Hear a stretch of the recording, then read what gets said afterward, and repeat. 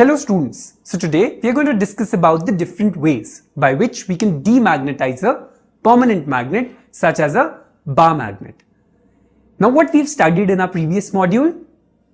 Okay, so we've studied that a bar magnet is made up of atoms behaving as tiny magnets that are arranged in small units called domains, where each domain is like a box with a bar magnet inside it, and all of them are pointing in the same direction.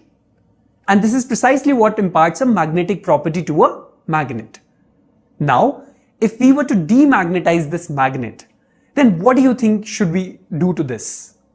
Well, we have to figure out some ways so that these tiny domains, which are currently oriented in the same direction, they start pointing in some random directions. And once these domains, they will start pointing in some different directions, then the magnet will start losing its magnetic properties. And thus it will become demagnetized.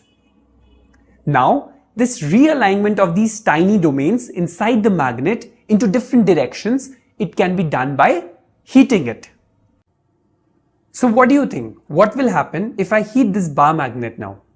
Well, when this bar magnet, this permanent bar magnet, it is heated up above 80 degrees Celsius temperature, then each of these tiny bar magnets, they gain energy and they start to vibrate violently. And this vibratory motion of these tiny magnets, it disrupts the alignment of the domains, and the bar magnet in them no longer faces the same direction. Thus, heating a magnet, it results in a messy arrangement of these tiny magnets, and they start pointing in some different directions, which causes the magnet to lose its magnetism.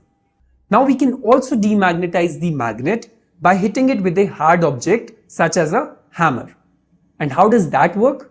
So when you hit the bar magnet with the hammer, then certain vibrations are induced on the magnet. And these vibrations, they change the orientation of these tiny bar magnets and they make them point in some random directions, which ultimately causes the magnet to lose its magnetic properties.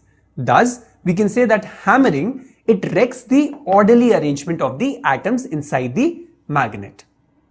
Similar is the case when you drop this bar magnet several times from a height. So when we drop it several times from a height, it disrupts the alignment of the domains, thus causing the magnet to lose its magnetic property. Awesome. So these are some of the ways by which you can demagnetize a permanent magnet such as a bar magnet. Now there can be many more methods by which we can demagnetize a magnet, and we will be studying about them in our higher classes.